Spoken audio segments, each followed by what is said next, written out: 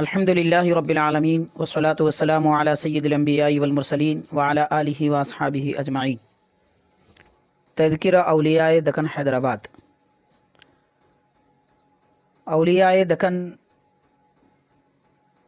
کا سلسلہ نہایت طویل ہے۔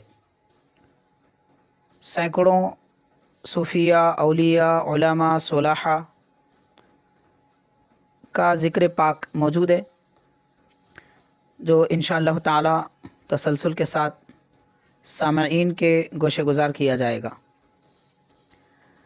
آج ہم جامعہ نظامیہ کی علمی، روحانی، اعلیٰ ترین، بے مثال شخصیت کا ذکر کرنے والے ہیں۔ یہ وہ شخصیت ہے کہ جن کے علم و عرفان سے ایک زمانے نے استفادہ کیا، اور ان کا علمی فیضان، روحانی فیضان کتابوں کی شکل میں، طلباء کی شکل میں، سینہ بسینہ، درجہ بدرجہ الحمدللہ آج تک جاری ہے، انشاءاللہ تعالی قیامت تک جاری رہے گا۔ یہ علم کا ایک اونچا پہاڑ ہے، جس کی بلندی کے سامنے ہمالیہ بھی اپنی کوتاہی محسوس کرتا ہے۔ یہ معرفت کا وہ سمندر ہے کہ جس کے سامنے پانی کا سمندر بھی اپنے آپ کو ایک قطرہ محسوس کرتا ہے۔ یہ وہ شخصیت ہے کہ جن کی علمی پرورش شیخ الاسلام عارف اللہ حضرت امام محمد انوار اللہ فاروقی علیہ رحمت و رضوان کے گود میں ہوئی۔ یہ وہ شخصیت ہے جنہوں نے میدان علم میں چلنا پھرنا، دوڑنا حضرت شیخ الاسلام رحمۃ اللہ علیہ سے سیکھا ہے۔ جس شخصیت کا نام حضرت مفتی محمد رحیم الدین علیہ رحمت و رضوان ہے۔ آپ عمدۃ الفقہاء ہیں، استاذ العلماء ہیں، نور الاسلام ہیں، شمس المفسرین ہیں، جامعہ شریعت ہیں، بحر العلوم ہیں، فقیہ اعظم ہیں۔ مولانا الحاج حافظ مفتی رحیم الدین نور اللہ مرقدہ شیخ الاسلام بانی جامعہ نظامیہ رحمۃ اللہ علیہ کے ارشد تلامذہ میں سے ہیں، اور آپ کی ولادت 7 ربیع الاخر 1311 ہجری میں مطابق 18 اکتوبر 1893 عیسوی میں چہارشنبے کے دن صبح 10 ساعت بمقام چندران گٹا حیدرآباد میں ہوئی۔ آپ کے والد گرامی قریشی النسل ہیں۔ شجرہ نسب اس طرح بیان کیا گیا: حضرت مفتی رحیم الدین بن محمد سراج الدین بن شیخ حسین بن شیخ اسماعیل بن شیخ ابراہیم بن شیخ احمد بن شیخ مختوم رحمہم اللہ تعالی۔ حضرت محمد سراج الدین صاحب، جو حضرت مفتی رحیم الدین رحمۃ اللہ علیہ کے والد گرامی ہیں، دینی و دنیاوی وجاہتوں سے مالا مال تھے۔ سرکار عالی میں باقاعدہ افواج کے کیپٹن کمانڈر رہے۔ زیادہ تر زندگی فوج میں ہی آپ کی بسر ہوئی۔ حضرت مفتی رحیم الدین علیہ رحمت و رضوان کا ذکر چند کتابوں کے حوالے سے ہم آپ کے گوشے گزار کر رہے ہیں۔ ان میں سے ایک مضمون حضرت کی سیرت پر لکھا ہوا، جو حضرت مفتی صاحب قبلہ کے شہزادے مولانا محترم محمد رضی الدین معظم صاحب اللہ انہیں غریق رحمت فرمائے، آپ کے ایک مضمون سے استفادہ کیا جا رہا ہے۔ علاوہ اس کے حضرت کی سیرت جامعہ نظامیہ کے سالنامہ انوار نظامیہ میں حضرت شیخ الحدیث مولانا حکیم محمد حسین علیہ رحمت و رضوان کے زبانی نقل کیا گیا ہے، اس سے بھی ہم استفادہ کر رہے ہیں۔ اور علاوہ اس کے مولانا سلطان محی الدین صاحب نے اپنی کتاب علماء العربیہ و مساہماتہم فی الادب العربی فی العہد الآصف جاہی اس میں بھی تذکرہ ملتا ہے، اور اس کے بعد حضرت کی تصانیف سے اور آپ نے بعض کتابوں پر اس زمانے میں کچھ تقریض عطا فرمائی تھی، اس کی کچھ عبارت بھی ہم آپ کی خدمت میں پیش کریں گے۔ اور حضرت نے شیخ الاسلام بانی جامع نظامیہ علیہ رحمۃ و رضوان کی سیرت پر ایک مضمون لکھا ہے جو علیحدہ اس کی اگر طباعت کی جائے تو ایک رسالے کی شکل بنتا ہے۔ اس کے کچھ نمونے بھی ہم آپ کے گوشے گزار کریں گے، اور آپ کی سیرت میں، آپ کی شان و عظمت میں حضرت سیدی رئیس المفسرین علامہ سید شاہ طاہر رضوی قادری صدر الشیوخ علیہ رحمۃ و رضوان، شیخ الجامعہ، سابق شیخ الجامعہ جامع نظامیہ کے اشعار عربی زبان میں اور اس کا ترجمہ بھی آپ نے تحریر فرمایا ہے، وہ بھی ہم اس میں بیان کرنے کی انشاءاللہ سعادت حاصل کریں گے۔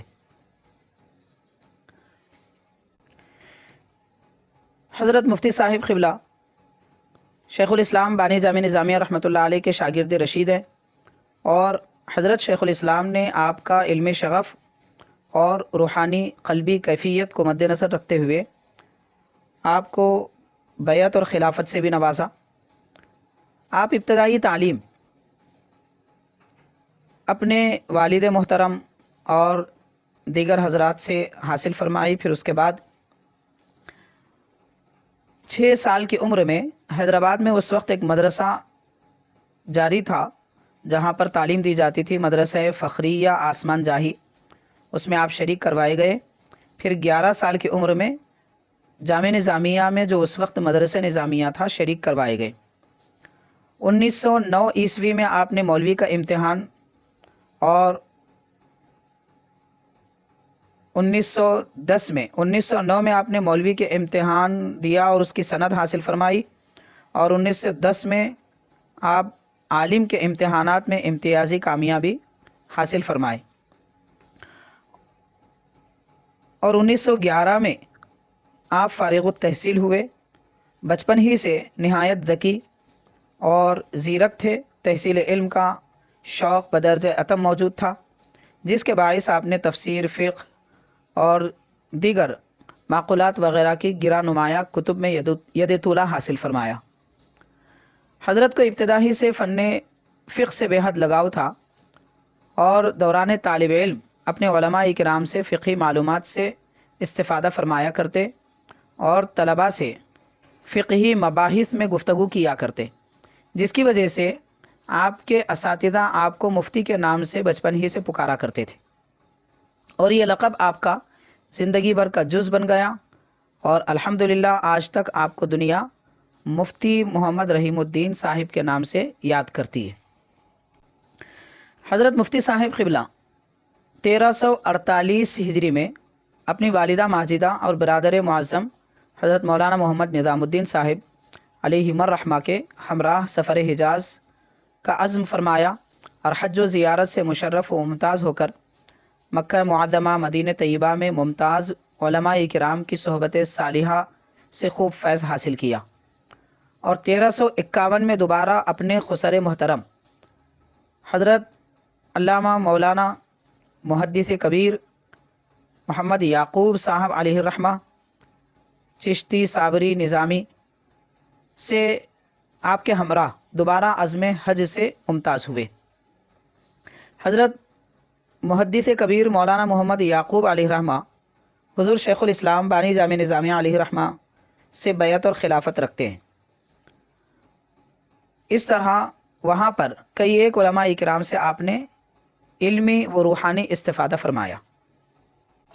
آپ کی سیرت پاک میں مختصر طور پر یہ بھی ذکر کیا جاتا ہے کہ 1348 ہجری میں حضرت ثانی امام اعظم فقیہ زماں مولانا حضرت ابو الوفا سید محمود افغانی علیہ الرحمہ، جو شیخ الاسلام بانی جامع رحمۃ اللہ علیہ کے شاگرد ہیں، تو آپ نے ایک مجلس کی بنیاد ڈالی، تأسیس فرمائی، جو مجلس احیاء المعارف النعمانیہ کے نام سے مشہور ہوئی۔ تو اس کی تأسیس میں اور ترقی میں حضرت مفتی رحیم الدین علیہ رحمۃ و رضوان کی محنت شاقہ رہی۔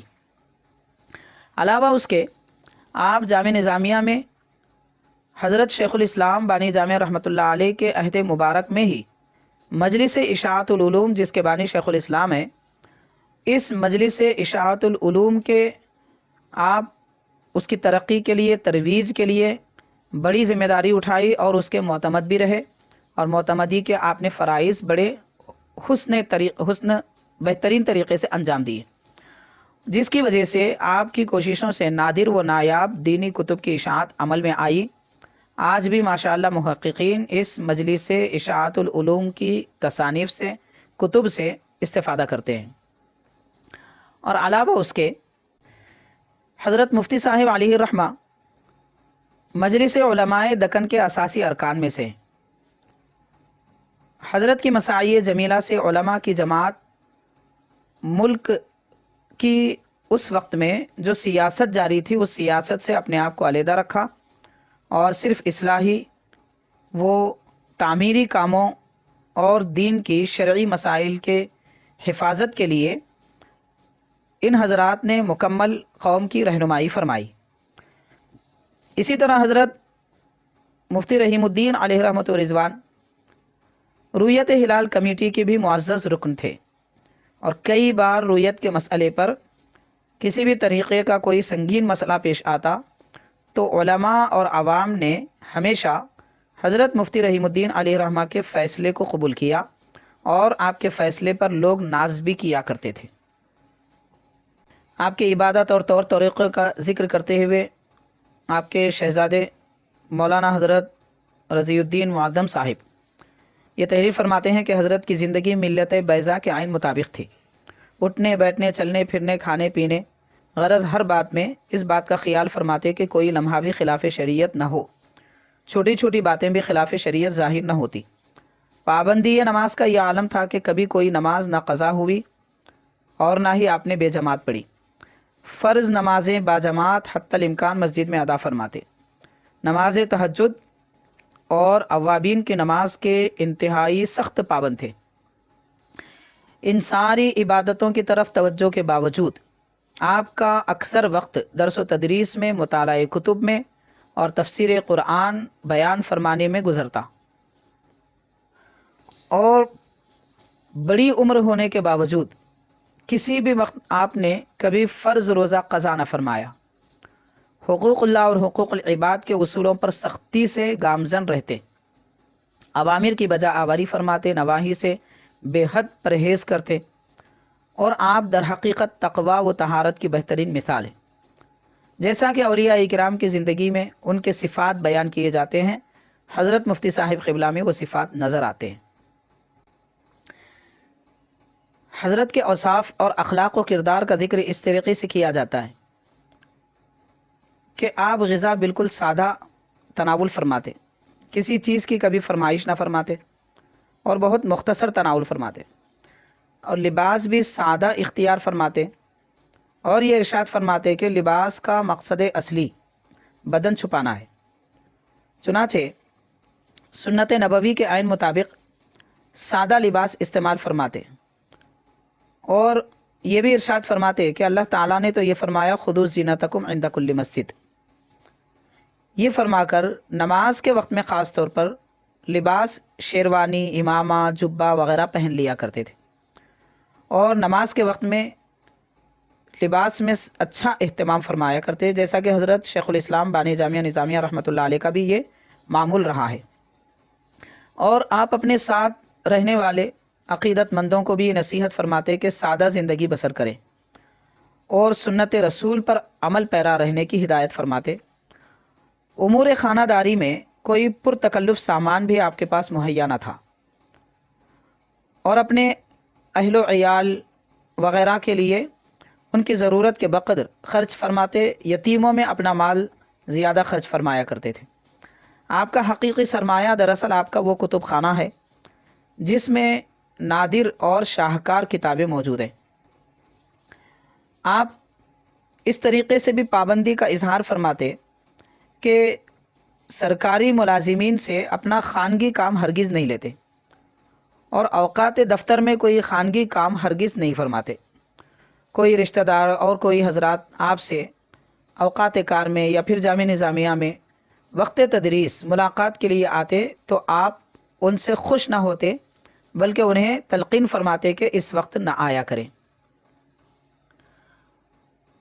اور آپ وقت سے زیادہ کام انجام دیتے، جامعہ نظامیہ کی خدمت کرتے، لیکن زیادہ معاوضہ کبھی طلب نہیں فرمائے۔ طبیعت میں نہایت حلم اور اس قدر بردباری تھی کہ آپ پر اگر کوئی بگڑتا یا کسی قسم کی سختی سے بات بھی کرتا تو آپ اس کا جواب نہایت سنجیدگی سے اور نرمی سے دیتے، اور آپ کی طبیعت میں جود و سخا، صلہ رحمی کا جوہر بدرجہ عطا موجود تھا۔ جو بھی مانگتا اسے ضرور کچھ نہ کچھ عطا فرماتے۔ اگر کچھ نہ ہوتا تو آپ کے شہزادے لکھتے ہیں کہ آپ حضرت مفتی رحیم الدین علیہ رحمہ اشک بار ہو جاتے اور دعا فرماتے کہ اللہ تعالیٰ ان کی مشکل کو آسان کرے۔ دنیاوی تجھ کو احتشام سے دور رہنا ہی دراصل تقوی ہے، چنانچہ آپ کی زندگی میں یہ صفات دیکھی گئی اور یہ سنت رسول نبی پاک صلی اللہ علیہ وسلم کی مکمل آئینہ دار تھی۔ حضرت کی ازدواجی زندگی کے متعلق لکھا جاتا ہے کہ اوائل عمر میں آپ نے شادی نہیں کی، اور جب آپ نے شادی کی تو پہلے مولوی عبد الکریم صاحب کی صاحبزادی سے شادی عمل میں آئی، اور یہ اہلیہ محترمہ 1 سال کے بعد عارضہ حیضہ کی وجہ سے رحلت کر گئی۔ پھر مولوی غلام محی الدین صاحب کی صاحبزادی سے دوسرا عقد عمل میں آیا، جن کے بطن سے ایک صاحبزادی تولد ہوئی جو حضرت ہی کے ہمشیر زادے محمد مسعود علی صدیقی صاحب سے بیاہی گئی، اور دوسری اہلیہ محترمہ بھی عارضہ تعاون کی وجہ سے داد مفارقت دی گئی۔ پھر آپ کی تیسری شادی حضرت شیخ الاسلام بانی جامعہ نظامیہ کے شاگرد رشید اور خلیفہ و مرید محدث کبیر حضرت مولانا محمد یعقوب صاحب علیہ رحمت و رضوان کی صاحبزادی سے عمل میں آئی، جو 27 رجب 1348 ہجری میں نکاح ہوا، اور آپ کے بطن پاک سے 5 صاحبزادے اور 4 صاحبزادیاں تولد ہوئے، اور وہ 5 صاحبزادے ایک مولانا رضی الدین معظم صاحب ہیں، دوسرے محمد عارف الدین صاحب، تیسرے محمد احمد محی الدین صاحب، چوتھے محمد یوسف الدین صاحب، اور 5ویں محمد ظہیر الدین صاحب ہیں۔ اور 4 صاحبزادیوں میں پہلی صاحبزادی مولانا سید محمود حسین صاحب مددگار مدرس سے آپ کا عقد ازدواج ہوا۔ دوسری صاحبزادی مولانا ہی کے یعنی حضرت مفتی صاحب کے ہمشیر زادے مولانا قادی محمد عطا اللہ صاحب سے بیاہی گئی، جو جامعہ نظامیہ کے فارغ بھی ہیں اور بڑے عالم دین گزرے ہیں، دائرۃ المعارف کے مصحح بھی ہیں۔ اور تیسری صاحبزادی حضرت کے بھتیجے جامعہ نظامیہ کی عظیم شخصیت، اللہ آپ کا سایہ ساری قوم پر دراز فرمائے اور آپ کے علم سے زمانے کو مالا مال فرمائے، مفتی اعظم حضرت مولانا مفتی محمد عظیم الدین صاحب جامعہ نظامیہ کے آپ فارغ ہیں اور دائرۃ المعارف کے صدر مصحح بھی رہے، اور اس وقت الحمدللہ دارالافتاء میں آپ صدر مفتی کے عہدے پر فائز ہیں۔ آپ سے حضرت مفتی رحیم الدین علیہ رحمہ کی تیسری صاحبزادی بیاہی گئی، اور چوتھی صاحبزادی محمد اقبال احمد صاحب جو BSc ہیں ان سے نکاح ہوا۔ حضرت کے آخری لمحات کے متعلق لکھا جاتا ہے کہ تقریباً 10 سال تک ذیابطیس کے مرض میں آپ مبتلا رہے، پھر عارضہ قلب میں مبتلا ہوئے۔ ڈاکٹر منان صاحب حضرت کے خصوصی معالج تھے، جب بھی کوئی علالت میں اضافہ ہوتا تو فوراً وہ گھر پر آتے، اور لکھا جاتا ہے کہ 6 ذی الحجہ 1349 ہجری 13 فروری 1970 عیسوی میں جمعہ کے دن بعد نماز مغرب چشتی چمن میں ایک دستار بندی کی رسم میں آپ شرکت فرما کر حضرت مفتی رحیم الدین صاحب قبلہ شرکت فرما کر 9:30 بجے اپنے گھر واپس ہوئے۔ راستے میں شدت سے قلب کی تکلیف محسوس فرمائے، بالآخر گھر پہنچے۔ فوراً ڈاکٹر منان صاحب اور ڈاکٹر اعظم صاحب کو بلوایا گیا۔ ڈاکٹر اعظم صاحب فوری تشریف لائے، فوراً انجیکشن دیے جس کے باعث بڑی قے ہوئی، اور اس کے بعد 2 انجیکشن اور دیے گئے۔ اعظم صاحب نے یہ کہا کہ آپ تندرست ہیں۔ تو حضرت مفتی صاحب قبلہ نے شکریہ ادا کیا اور آپ کو جب بستر پر لٹایا گیا تو بے ہوشی طاری ہوئی۔ آہستہ آہستہ اسی حالت میں زبان مبارک سے کلمہ طیبہ جاری کیا۔ پھر کچھ ہوش آیا تو آپ نے ڈاکٹر صاحب کا ہاتھ پکڑا اور وہاں جتنے حضرات اعزا و اقارب موجود تھے ان سب سے فرمایا کہ تم گواہ رہنا کہ میں نے کلمہ پڑھا۔ پھر اس کے بعد آپ نے 3 بار استغفار پڑھا اور پھر یا ارحم الراحمین کے الفاظ پر 11:45 بجے رات یہ آفتاب علم و کمال اہل دنیا کی نظروں سے ہمیشہ کے لیے غروب ہو کر رفیق اعلیٰ سے جا ملا۔ انا للہ و انا الیہ راجعون۔ اور دوسرے دن 7 ذی الحجہ کو نماز عصر کے بعد جامع نظامیہ میں آپ کی نماز جنازہ حضرت سید محمود ابو الوفا افغانی علیہ رحمۃ رضوان نے پڑھائی اور آپ کا مزار مبارک حضرت شجاع الدین علیہ رحمۃ رضوان کے آستانے میں مزار انور آپ کا بنایا گیا اور وہاں پر تدفین عمل میں آئی۔ 1389 ہجری میں آپ کا وصال مبارک ہوا۔ آپ کی شان و عظمت بیان کرتے ہوئے اور جب آپ شیخ الجامعہ کے عہدہ جلیلہ پر رونق افروز ہوئے حضرت مفتی رحیم الدین علیہ رحمہ، تو سیدی صدر الشیوخ علامہ حضرت سید شاہ طاہر رضوی قادری علیہ رحمۃ رضوان نے ایک عربی قصیدہ لکھا جو یہاں حضرت نے ترجمہ بھی فرمایا، آپ کے ہم گوشے گزار کریں۔ رحباً شیخ الجامعہ صدر الشیوخ السامیہ، شیخ الجامعہ کے لیے خوش آمدید جو بلند مرتبہ شیوخ کے صدر ہیں۔ اب یہاں غور کریں، حضرت صدر الشیوخ علیہ رحمہ نے اپنے استاذ محترم کے لیے حضرت مفتی رحیم الدین علیہ رحمہ کے لیے قصیدے میں آپ کے شیخ الجامعہ بننے پر صدر الشیوخ کا لفظ استعمال کیا تھا۔ اللہ تبارک و تعالیٰ کی شان اور حضرت صدر الشیوخ کا یہ اخلاص کہ اللہ تبارک و تعالیٰ نے اس لفظ کو آپ کی زندگی اور آپ کے نام کا ایک حصہ بنا دیا۔ پھر آگے فرماتے ہیں یدعا رحیم الدین من جدواہ داما قامیہ، جو حضرت رحیم الدین کے نام سے یاد کیے جاتے ہیں جن کے علم کا سمندر ہمیشہ موجزن ہے۔ شمس العلوم الکاملہ بدر الشؤون الحامیہ، فرماتے ہیں آپ علوم کاملہ کے سورج اور حمایت کرنے والے حالات کے بدر کامل ہیں۔ قد اینعت من جودہ اثمار رود النامیہ، یقیناً آپ کے فیضان علمی سے سرسبز و شاداب ہونے والے باغات کے پھل پکتے ہیں، یعنی آپ نے جو کوششیں کی، علم کی خدمتیں انجام دی، اس کے پھل دنیا میں موجود ہیں۔ ظاہر ہے کہ آپ کے شاگرد حضرات انہوں نے دوسروں کی تعلیم عطا فرمائی، دلوں کو سنوارا۔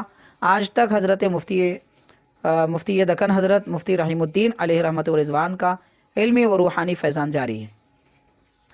فرماتے ہیں یا حبذا اتیانہ یجل الکروب الحامیہ، کیا ہی مبارک ہے آپ کی تشریف آوری کہ منڈلانے والی آفتوں کو دور کرتی ہے۔ ماشاءاللہ۔ لا زال مدت عمرہ فی عیشۃ متسامیہ، آپ اپنی ساری عمر خوشگوار زندگی میں گزاری۔ ینحو الیہ بحبہا اعیننا المترامیہ، ہماری نگاہیں آپ کی طرف محبت کے ساتھ مائل ہوتی ہیں۔ حضرت صدر الشیوخ علامہ سید شاہ طاہر رضوی قادری علیہ رحمۃ رضوان کا یہ قصیدہ جو آپ نے تحریر فرمایا ہے، اس کی اشاعت مولانا عرفان اللہ شاہ صاحب نوری سیفی انیس ملت بانی و محتمم دارالعلوم سیف الاسلام نے اپنا قدیم ماہنامہ جو مرکزی انجمن سیف الاسلام کے تحت میں اشاعت میں عمل آ رہا تھا، المعروف نامی اس ماہنامے میں آپ نے یہ قصیدہ اشاعت کیا ہے، اسے چھاپا ہے، اور وہ رسالہ ذوالحجہ 1407 ہجری 1987 عیسوی اگست کا ہے۔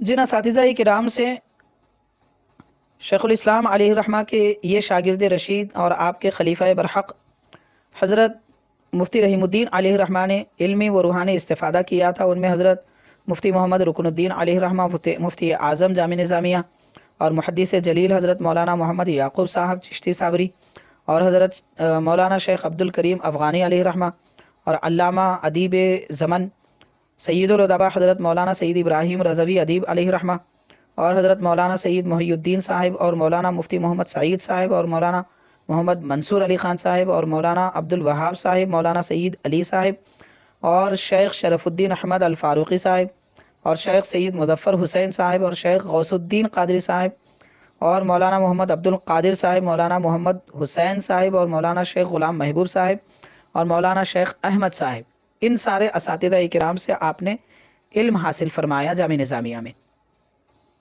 حضرت حافظ قرآن تھے اور حفظ آپ کا اتنا پختہ اور مضبوط تھا کہ نماز تراویح میں یا کسی بھی نماز میں جس امام کی اقتداء فرماتے، اگر ان سے کوئی لغزش ہوتی یا اونچ نیچ ہوتی یا تکرار ہوتی یا وہ رک جاتے، توقف کرتے تلاوت کرتے کرتے، تو حضرت لوگوں کو اکثر لقمہ دیا کرتے تھے۔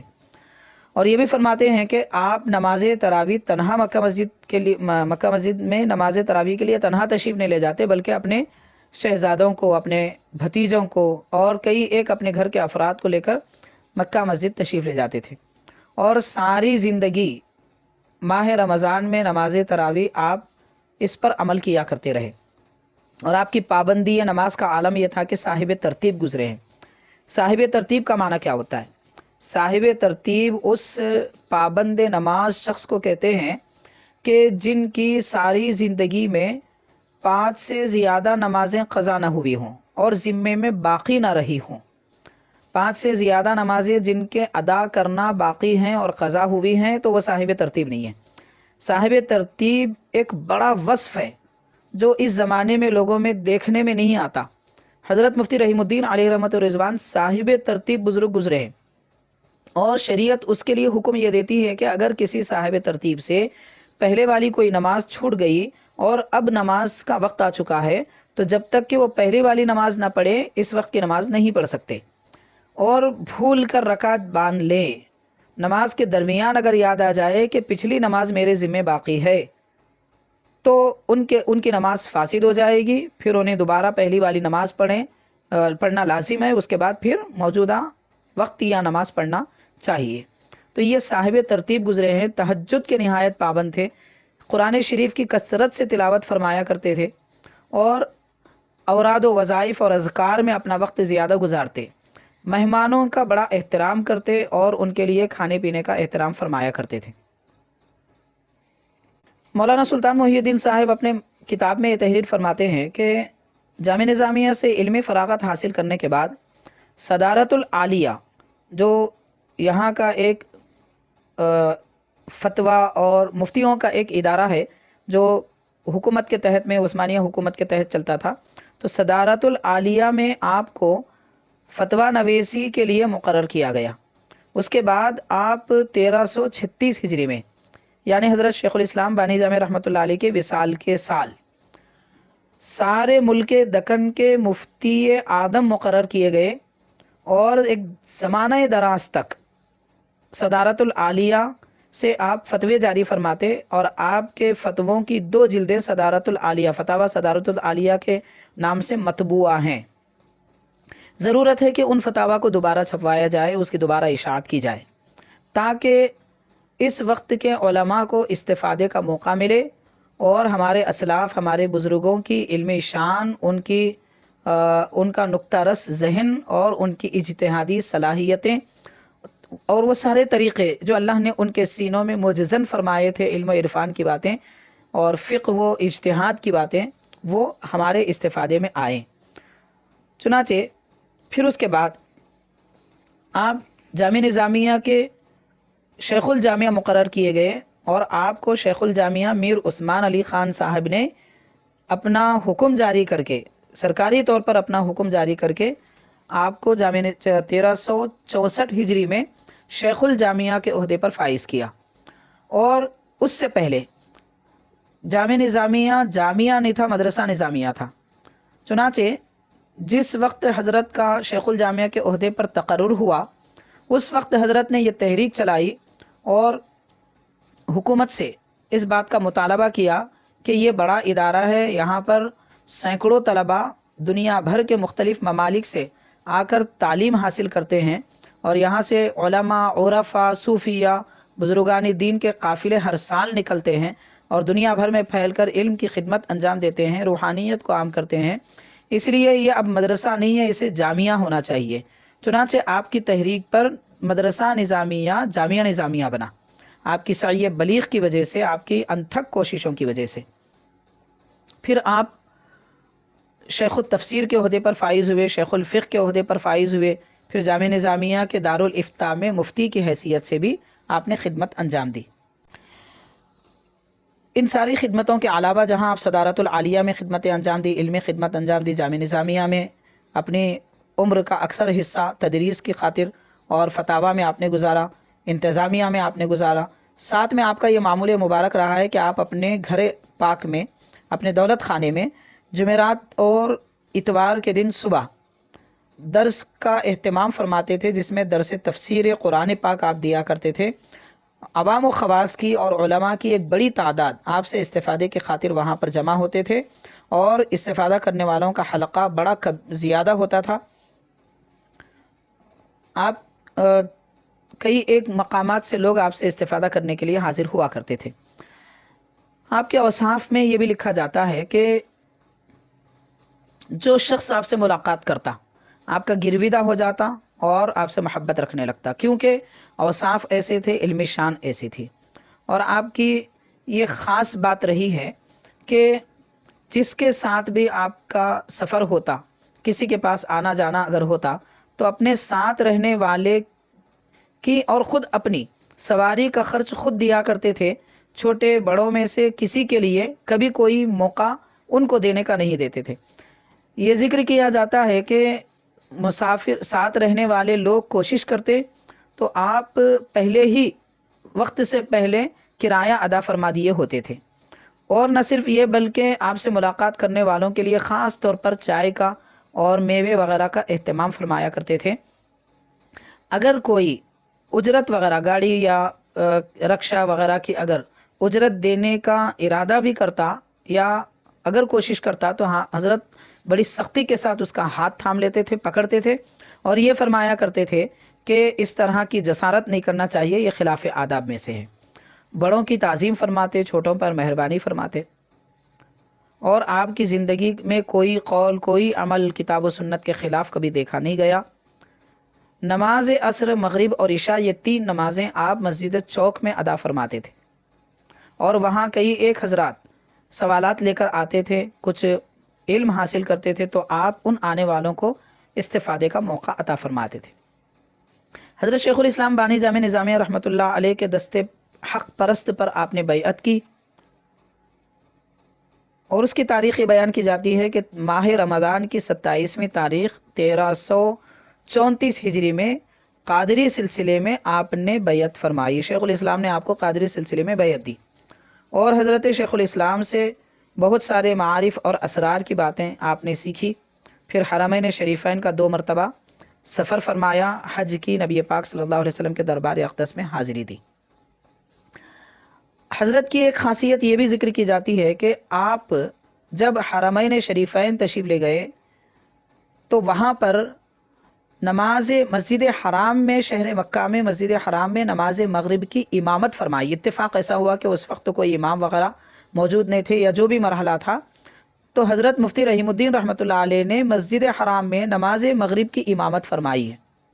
یہ ایسی فضیلت ہے کہ ماشاءاللہ شاید ہی کسی کو حاصل ہو جائے، اور اہل عرب بڑے بڑے حضرات وہاں جو آپ کی اقتداء میں تھے، آپ کی تجوید، آپ کی آواز، حسن قرات اور تلاوت قرآن میں کمال دیکھ کر آپ کے گرویدہ ہوئے اور تعریف کرنے لگے، اور بڑے حسن کلام کے ساتھ، بڑی بہترین آواز کے ساتھ میں، حسن لہن کے ساتھ آپ تلاوت قرآن مجید فرمایا کرتے تھے، جس کے متعلق آپ جب تلاوت فرماتے نماز میں یا غیر نماز میں تو لوگوں پر رقت طاری ہو جاتی تھی۔ چنانچہ مولانا سلطان محی الدین صاحب لکھتے ہیں کہ میری طالب علم کا زمانہ ہے، اور حضرت شیخ الاسلام بانی جامع نظامیہ رحمۃ اللہ علیہ کے عرس پاک کے موقع پر جامع نظامیہ میں جو سندیں تقسیم کی جاتی ہیں، خلعتیں دی جاتی ہیں، تو اس وقت اس جلسے میں نماز مغرب کی امامت حضرت مفتی رحیم الدین رحمۃ اللہ علیہ نے فرمائی، اور آپ نے قرآن شریف سورہ فاتحہ کی تلاوت شروع کی۔ پھر اس کے بعد سورہ نور کی آیت کا آغاز فرمایا، اللہ نور السماوات والارض مثل نورہ کمشکاۃ فیہا مصباح۔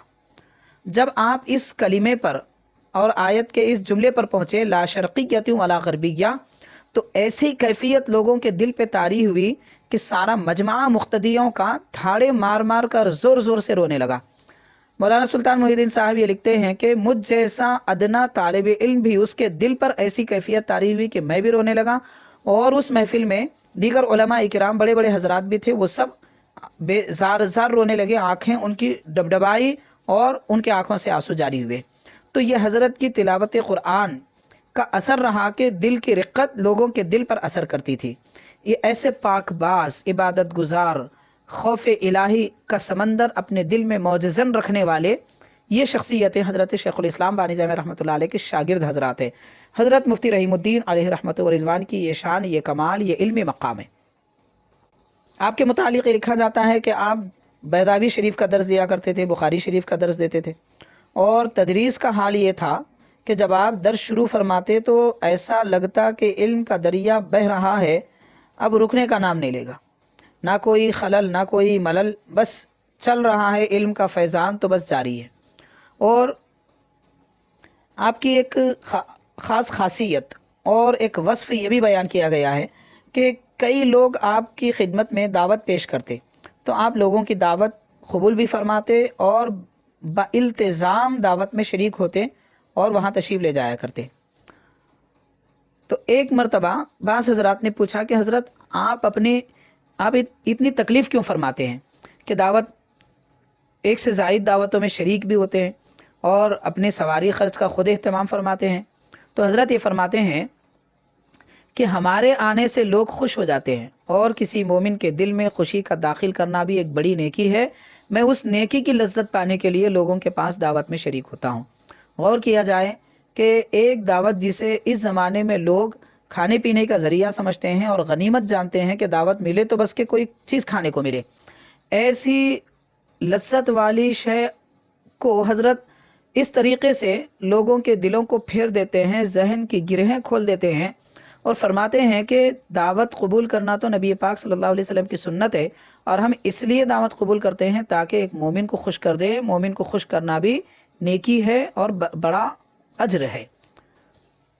लिखा जाता है कि हज़रत मौलाना डॉक्टर अब्दुल सत्तार ख़ान साहब अलैहि रहमा, जो उस्मानिया यूनिवर्सिटी के उस्ताद गुज़रे हैं और बड़ी इल्मी रूहानी शख्सियत, हज़रत मुहद्दिस ज़कन रहमतुल्लाह अलैह से खिलाफत भी रखते हैं और सजादतुल मसाबी के तर्जमे में भी आपने हज़रत मौलाना मुफ्ती मुहद्दिस कबीर मुनीरुद्दीन साहिब क़िबला अलैहि रहमत व रिज़वान के साथ काम भी किए हैं। तो हज़रत डॉक्टर मौलाना अब्दुल सत्तार ख़ान साहब एक मरतबा किसी महफ़िल में हज़रत मुफ्ती रहीमुद्दीन अलैहि रहमत व रिज़वान जब आप तशरीफ़ लाए तो उनसे उन्होंने ये कहा कि हज़रत आप इस वक्त तन्हा तशरीफ़ लाए हैं और आपके साथ कोई मौजूद नहीं है, ना कोई तालिब इल्म ना कोई दोस्त। यानी हज़रत का ये तरीक़ा था कि अक्सर किसी ना किसी को अपने साथ लेकर जाते थे और दूसरे किसी को सवारी खर्च देने भी नहीं देते थे, फिर उसके लिए खाने पीने वगैरह का कुछ भी एहतमाम फरमाते थे और चाय का ख़ास तौर पर एहतमाम फरमाते थे। तो चुनाचे उन्होंने पूछा कि हज़रत इस वक्त आप तन्हा तशरीफ़ लाए हैं। तो देखिए कि कितना प्यारा जवाब देते हैं कि एक आम सा सवाल भी किया जाता है तो जवाब ऐसा होता है कि दिल में याद इलाही होने लगती है और मोमिन का दिल अल्लाह ताला की तरफ माइल हो जाता है। तो इरशाद फरमाते हैं कि मेरे रब ने मुझे कब तन्हा छोड़ा है, वो हमेशा मेरे साथ है। गोया कि आपने इशारा फरमाया इस बात की तरफ, इस आयत करीमा की तरफ, हुआ माकुम ऐनमा कुंतुम, अल्लाह ताला तुम्हारे साथ है तुम जहाँ कहीं भी रहो। तो मैं यानी आप सैर माल्लाह की गोया एक तस्वीर बयान फरमा दी कि हम आते जाते भी हैं, लोगों के साथ मिलते हैं, तो हमारा मिलना अंजुमन में लोगों के साथ ज़रूर होता है, मगर अंजुमन में रहकर भी हम खलवत में रहते हैं, यानी अल्लाह ताला की माइयत में रहते हैं। ऐसे सूफ़ी बासफ़ा जिनके दिल में हर वक्त माइयत इलाही का इरादा होता है, माइयत इलाही का तसव्वुर होता है, वो हज़रत मुफ्ती रुकनुद्दीन रहमतुल्लाह अलैह।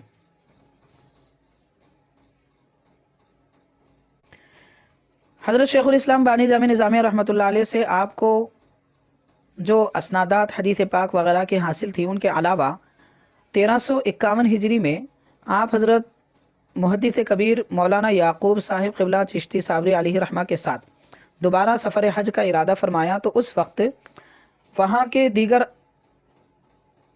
उलमाए किराम मुहद्दिसीन जिनको हज़रत मौलाना मुहद्दिस कबीर याकूब साहब क़िबला जानते थे, तो उनसे हज़रत मुफ्ती रहीमुद्दीन अलैहि रहमा को हदीस पाक की सनद हासिल है।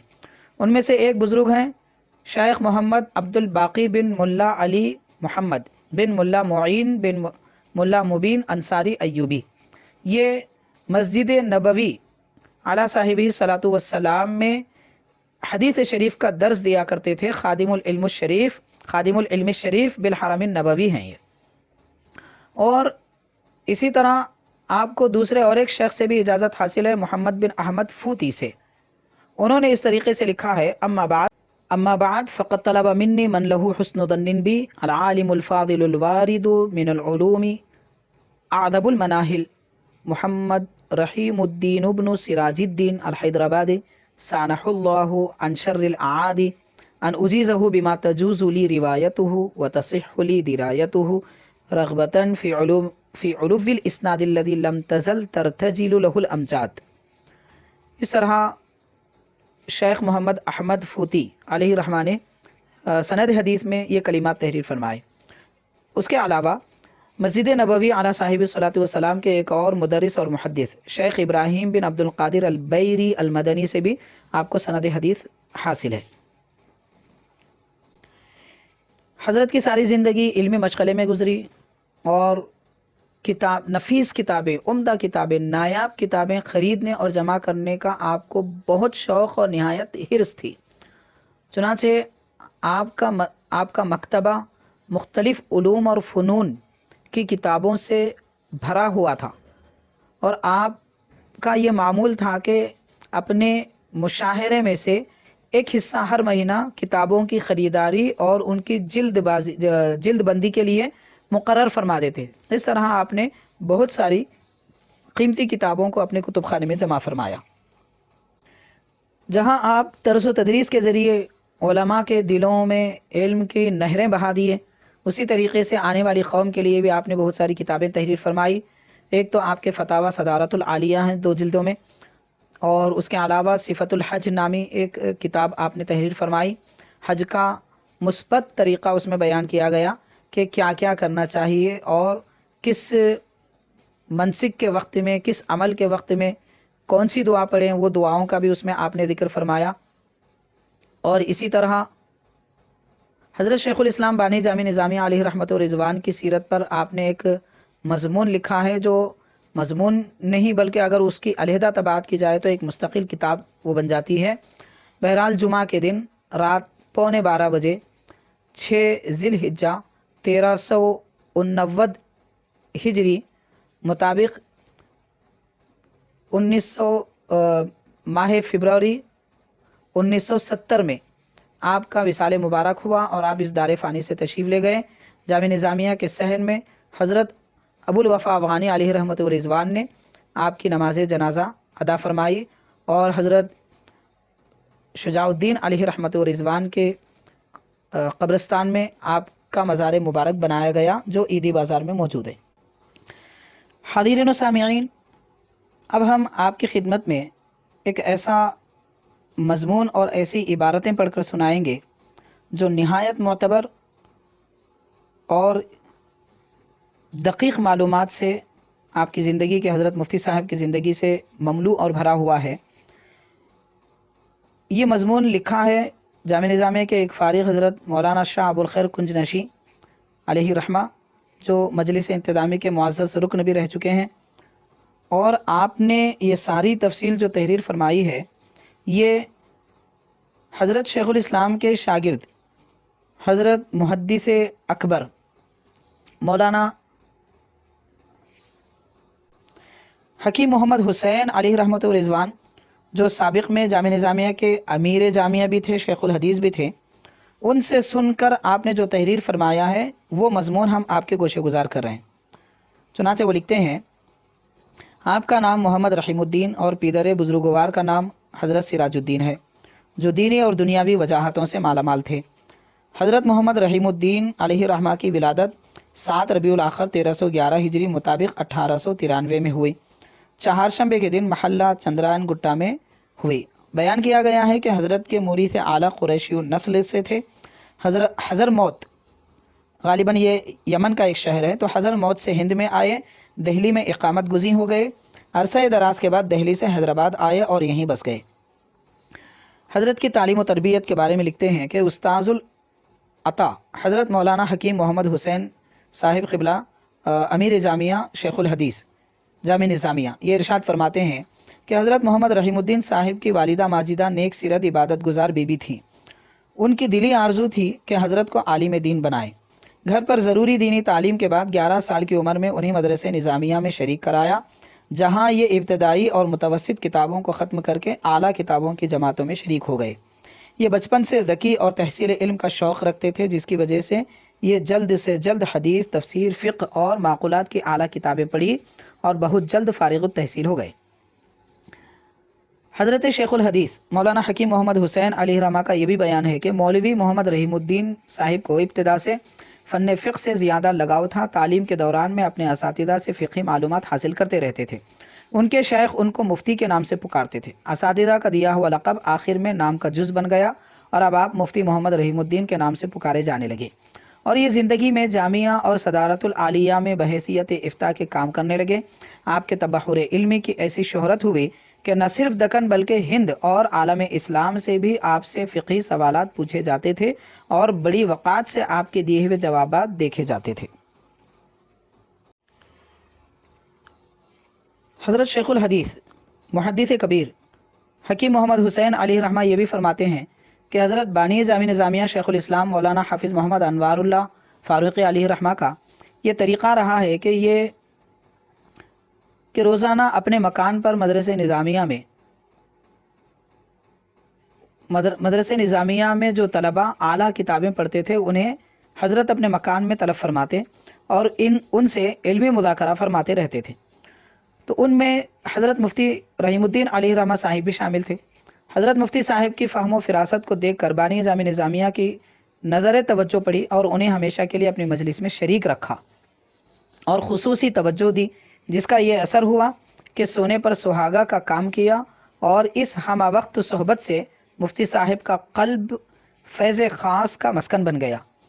जब हज़रत बानी जामी निज़ामिया ने इनमें ये वारिदात व मुकाशफ़ात के जज्ब करने की सलाहियतों को देखा तो ज़ाहिर उलूम की तकमील के साथ बातिनी रुमूज़ व असरार से वाकिफ़ कराया। फुतूहात मक्किया और फुसूसुल हिकम के दर्स में शरीक रखा। इस तरह ये थोड़े ही अरसे में हज़रत शेखुल इस्लाम के ज़ाहिरी व बातिनी असरार व मारिफ़ के मखज़न और आईना कमाल बन गए।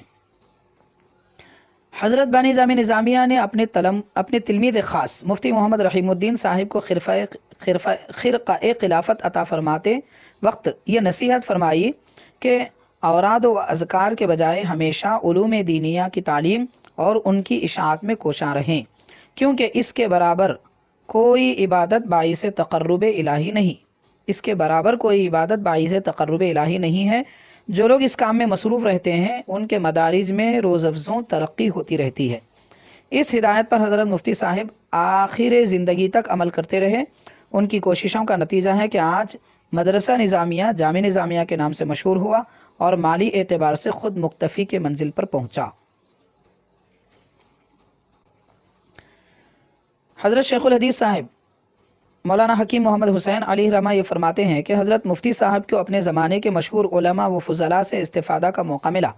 उनके बाज़ असातिज़ा के नाम ये हैं: हज़रत मौलाना अब्दुस समद साहिब ख़ंदारी, हज़रत मौलाना मुफ्ती रुकनुद्दीन अलैहिर्रहमा, हज़रत मौलाना मुफ्ती सैयद अब्दुल करीम साहिब अफ़ग़ानी, आपसे हदीस और माक़ूलात आपने पढ़ी। हज़रत मौलाना मोहम्मद याक़ूब साहिब से तफसीर और हदीस पढ़ी। मौलाना अबू बकर शिहाब साहिब से अरबी अदब और इसी तरह फ़न तजवीद व क़िराअत की तालीम हज़रत क़ारी तोनसवी साहिब से हासिल की। इस तरह जुमला उलूम व फ़नून की तकमील की और उम्र के आखिरी ज़माने में हिफ्ज़ कुरान में कोशिश फरमाई। इस तरह हज़रत मुफ्ती साहिब मुहद्दिस, मुफस्सिर, हाफ़िज़ कुरान, क़ारी और अदीब बने। ये तो ज़ाहिरी उलूम का हाल है। बातिनी उलूम का फैज़ान बानी जामी निज़ामिया हज़रत शेखुल इस्लाम अलैहिर्रहमा के तवस्सुत से जारी रखे। बाज़ मख़सूस असहाब आपके फैज़ सोहबत से मुस्तफ़ीद होते रहे।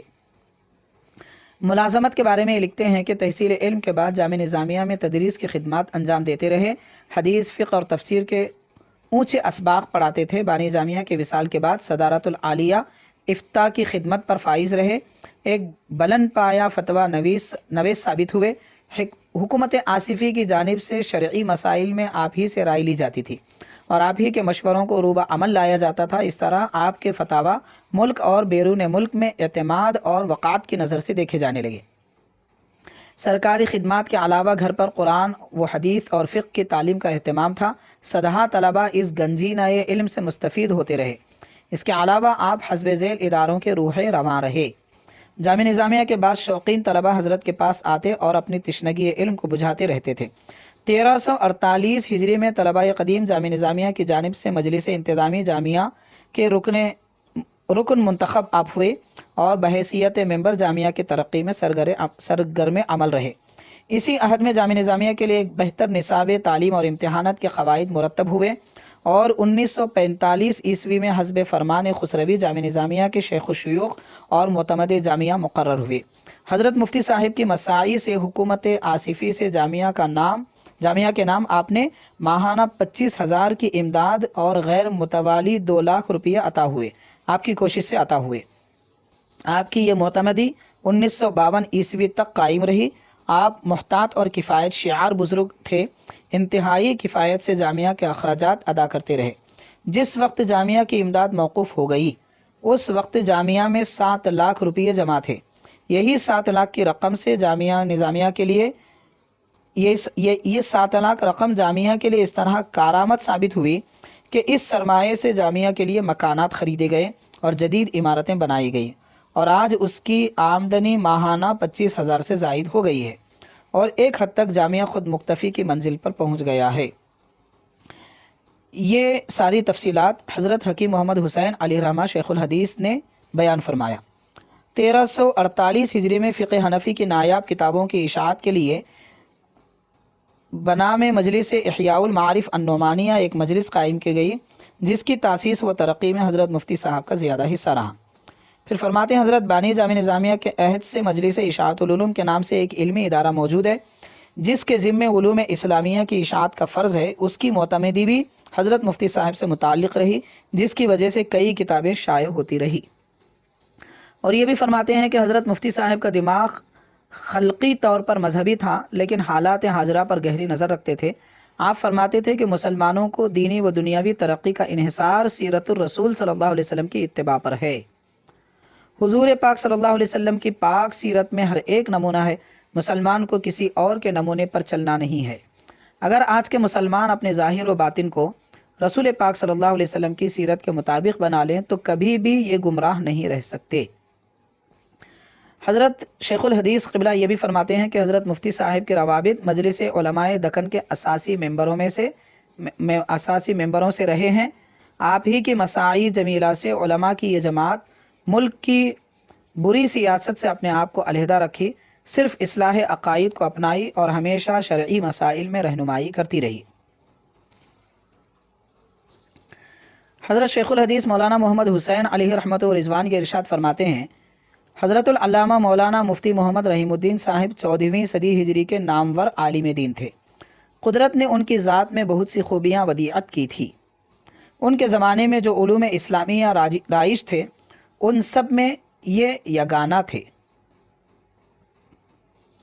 یہ فقیہ، محدث، مفسر اور دقیقہ سنج و نکتہ رس علماء میں سے تھے۔ دوسری طرف 2 مرتبہ حرمین شریفین کی زیارت سے مشرف ہو چکے تھے۔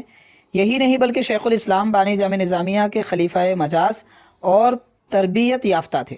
تقوی، طہارت اور استقامت میں آپ خود ہی اپنی مثال تھے۔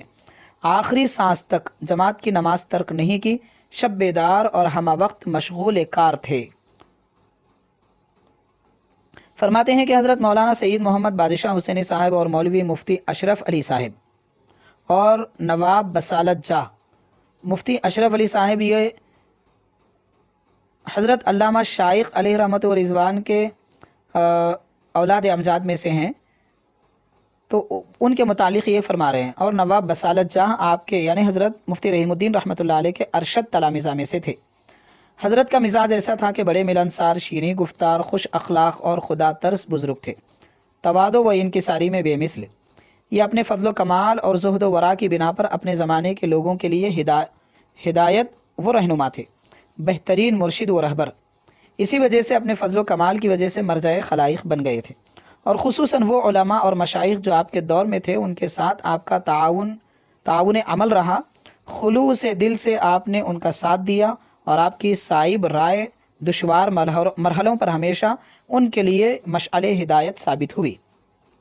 الحاصل قدرت کی کمال فیاضی سے آپ میں وہ سارے صفات جمع ہو گئے تھے جس کی اس وقت ملت اسلامیہ کے لیے ضرورت تھی۔ آخر میں یہ علم و عمل کا آفتاب 6 ذی الحجہ 1389 ہجری میں ہمیشہ کے لیے درگاہ حضرت شاہ شجاع الدین علیہ الرحمہ کے احاطے میں غروب ہو گیا۔ انا للہ و انا الیہ راجعون۔ کسی نے اسے مفسر قرآن رحیم الدین مرحوم تاریخ وفات 1389 ہجری لکھی ہے۔ یہ وہ ساری تفصیل ہے جو حضرت شیخ الحدیث مولانا محمد حسین صاحب قبلہ علیہ رحمت و رضوان نے بیان فرمایا ہے، جو جامع نظامیہ کے انوار نظامیہ سالنامہ 1404 ماہ رجب 1404 ہجری اپریل 1984 ہجری میں طبع ہوا ہے۔ اب ہم آپ کو حضرت کی تحریر کے چند نمونے پیش کرتے ہیں۔ اس زمانے میں ایک کتاب لکھی گئی تھی رد وہابیہ کے نام سے، جس کے مؤلف ابو الفتح مولانا سید حیدر حسینی صاحب، جو شہزادے ہیں مولانا سید شاہ یعقوب حسینی قادری چشتی صاحب کے۔ تو اس کتاب پر حضرت مفتی رحیم الدین علیہ رحمت و رضوان نے ایک تقریض تحریر فرمائی، جس کو ہم پڑھ کر سنا رہے ہیں۔ از جناب مولانا مولوی محمد رحیم الدین صاحب مفتی محکمہ صدارت العالیہ سرکار عالی امور مذہبی حیدرآباد، حضرت فرماتے ہیں، تحریر فرماتے ہیں کہ حامدن و مسلین عجالہ نافعہ درباب ضرورت تقلید حضرت عمدۃ العلماء مولانا حکیم سید شاہ حیدر حسینی صاحب مدد اللہ کے اجل تصانیف سے ہے۔ اس کو حضرت مصنف سے مشافہتاً سننے کا اتفاق ہوا۔ اس میں ماشاء اللہ سے وہ مسائل جو احناف اور غیر مقلدین میں مختلف فیہا قرار دیے جاتے ہیں، ان کو مسلک حنفیہ کے مطابق مدلل و مبرہن طور پر بیان کیا گیا ہے، اور ان کی تائید نصوص اور ادلہ منقول و معقول سے کما ینبغی کی گئی ہے۔ ہر مسئلے کے ختم پر عموماً کفر وغیرہ کی حد تک جو سلسلہ پہنچا ہے، دراصل وہ الزامی ہے۔ اللہ جل شانہ مصنف علام کو جزائے خیر عطا فرمائے، اور جواز علوم و دین متین کے لیے دیرگاہ بصیحت تمام سلامت باکرامت رکھے، آمین ثم آمین۔ 6 جمادی الاخری 1367 روز جمعہ، شرح دستخط عبدہ المسکین محمد رحیم الدین عفی اللہ عنہ، مفتی صدارت العالیہ سرکار عالی امور مذہبی۔ جیسا کہ ہم نے اس سے پہلے عرض کیا ہے کہ حضرت مفتی رحیم الدین رحمۃ اللہ علیہ نے شیخ الاسلام کی سیرت پر ایک مختصر سی کتاب تحریر فرمائی ہے، جس میں آپ حضرت کا ذکر اس پیارے انداز سے فرماتے ہیں۔ حضرت مولانا حافظ محمد انوار اللہ صاحب 4 ربیع الاخر 1264 ہجری میں بمقام ناندیڑ تولد ہوئے۔ آپ کی والدہ محترمہ فرماتی تھی کہ شادی کے بعد عرصے تک انہیں کوئی اولاد نہیں ہوئی، تو میں نے حضرت یتیم شاہ صاحب مجذوب کی خدمت میں کچھ میوے بھیج کر دریافت کروایا کہ آیا مجھے اولاد ہوگی یا نہیں۔ شاہ صاحب نے کہلا بھیجا کہ لڑکا ہوگا، عالم و فاضل ہوگا۔ اس کے بعد جب آثار حمل دکھائی دیے تو میں نے خواب دیکھا حضور سرور دو عالم صلی اللہ علیہ وآلہ وسلم تلاوت کلام مجید فرما رہے ہیں۔ اس کے بعد سفر حج وغیرہ کا ذکر کر کے حضرت فرماتے ہیں شیخ الاسلام کی سیرت میں کہ اسی سفر میں آپ نے شیخ الوقت فانی فی اللہ باقی باللہ حضرت مولانا حافظ حاجی امداد اللہ شاہ صاحب مہاجر مکی سے، جو بلاد مقدسہ عرب میں بڑے زبردست روحانی مقتدا تسلیم کیے جاتے تھے، تمام سلاسل میں مکرر بیعت کر کے منازل سلوک کی تکمیل کی، اور بعد بھی جب کبھی مکہ مکرمہ میں حاضری نصیب ہوتی تو فیض صحبت سے مستفید ہوتے رہے۔ اور حضرت محترم نے آپ کے کمالات ظاہری و باطنی کو ملاحظہ فرما کر بلا طلب خرقہ خلافت عطا فرمایا، اور دکن کے مریدین کو تکمیل سلوک و حل مشکلات میں مولانا سے رجوع کرنے یعنی حضرت شیخ الاسلام سے رجوع کرنے اور مدد لینے کی ہدایت فرمائی۔ بادشاہ وقت حضرت کی تعظیم کیسے کرتے تھے اس کا ذکر حضرت اس انداز میں فرماتے ہیں کہ بادشاہ وقت جشن تخت نشینی کے موقع پر 1301 ہجری میں حضرت کو مولانا کو خان بہادر کے خطاب اور منصب 1000 سے سرفراز فرمایا گیا۔ تو بادشاہ وقت نے سرفراز فرمایا۔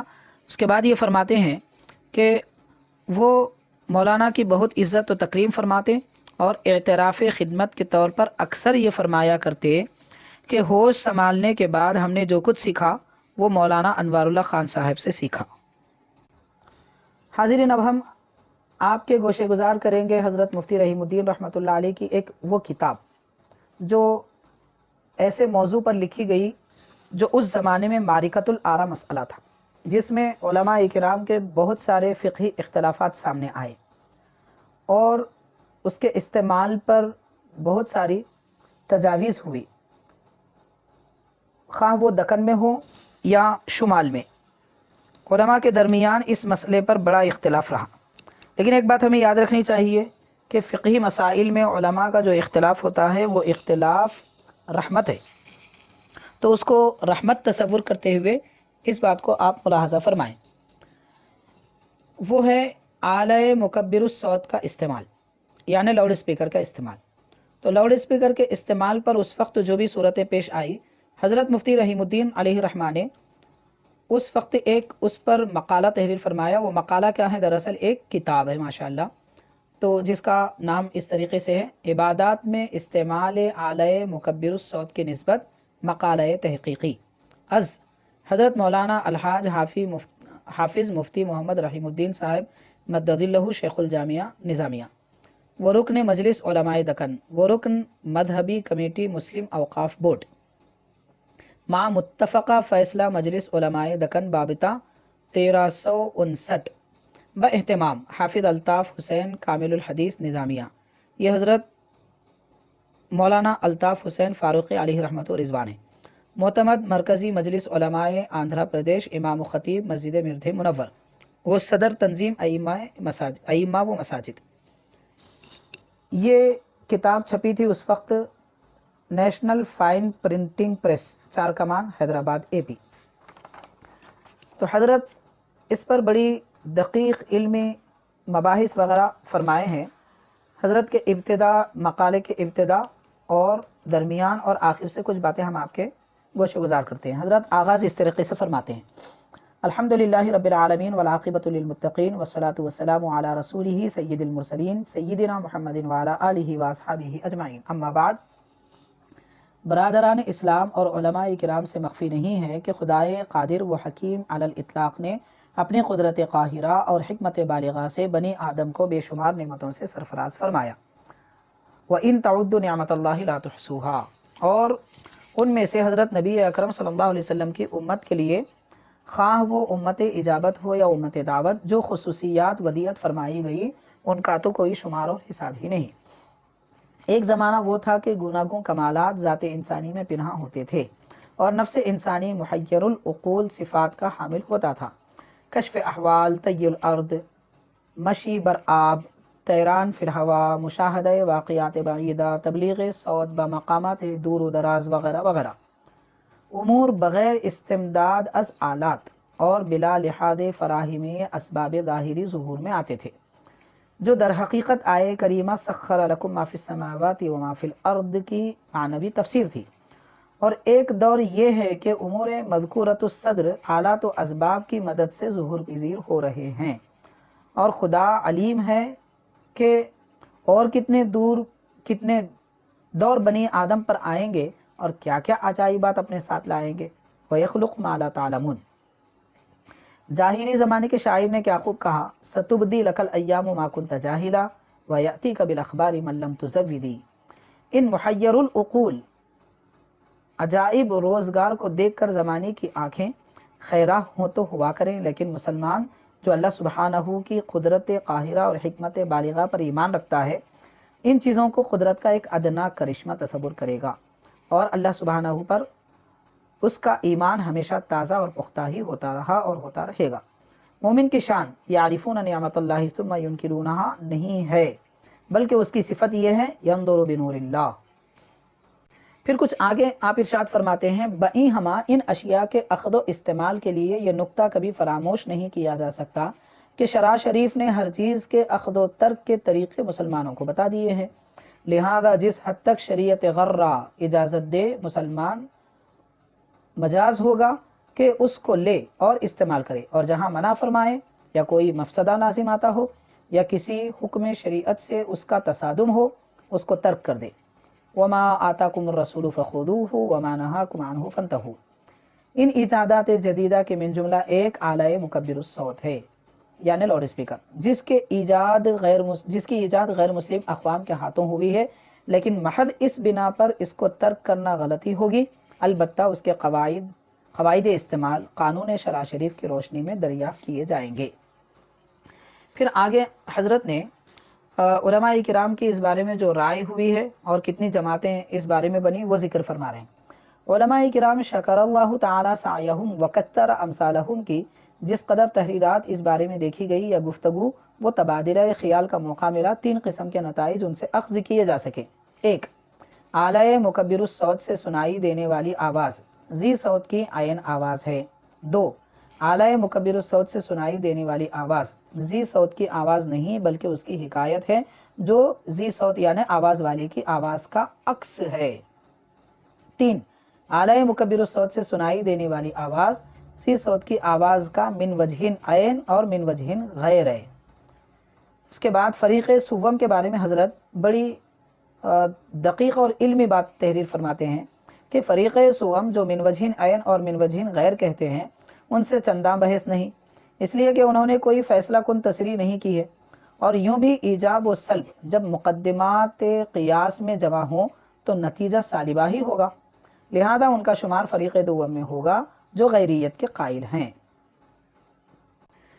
پھر آپ نے یہ دونوں فریق یعنی قائلین عینیت اور قائلین غیریت یہ دونوں فریق کے استدلالات کا ذکر فرمایا، پھر ان کا جواب بھی عطا فرمایا، اور اس کے بعد آخر میں حضرت یہ تحریر فرماتے ہیں۔ حضرت کی یہ کتاب ماشاءاللہ بڑی طویل ہے، سارے پڑھ کر سنایا نہیں جا سکتا، تو حضرت آخر میں یہ تحریر فرماتے ہیں خلاصہ ان تمام مباحث کا یہ ہے کہ اعلی مکبر الصوت کی آواز ذی صوت کی آواز کا عکس اور شبیہ ہے، اس کا استعمال نماز میں درست نہیں، اس کی آواز پر نماز ادا کرنے سے نماز فاسد ہوگی، اور نماز کا اعادہ اس آلے کے بغیر استعمال کیے واجب ہوگا، یعنی اس کے استعمال کے بغیر نماز کا اعادہ واجب ہوگا۔ اس کے بعد فرماتے ہیں رہا خطبہ جس میں جہت عبادت ملحوظ ہے اس میں بھی اس کا استعمال نہ ہونا چاہیے، عبادات کی اصلی ہیئت قائم و برقرار رکھنا ہی مصلحت ہے، اس میں تغیر پیدا کرنا غلو فی الدین اور مفاسد کے فتح باب کا موجب ہوگا، بئی ہما خطبہ واجب الاعادہ قرار نہ پائے گا۔ دیگر خطبات یعنی مواعظ وغیرہ میں اس کا استعمال جائز اور درست ہے، واللہ اعلم بالصواب۔ حررہ عبدہ المسکین محمد رحیم الدین عفو اللہ عنہ، 25 ذی قعدۃ الحرام 1359 ہجری۔ یہ حضرت کی علمی شان ان تفصیلات سے ظاہر ہوتی ہے۔ اب یہ اور بات ہے کہ اعلی مکبر الصوت لاؤڈ اسپیکر کے استعمال کرنا چاہیے یا نہیں کرنا چاہیے۔